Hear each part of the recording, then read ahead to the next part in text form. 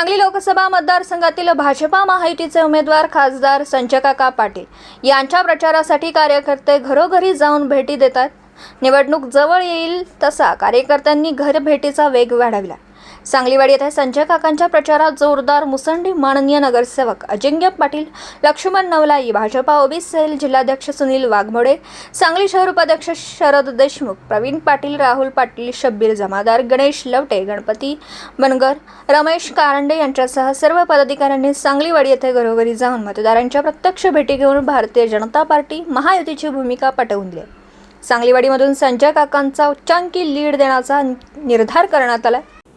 दिवसभरातील घडामोडींचा आढावा घेण्यासाठी पाहत रहा N24 मराठी न्यूज चॅनल।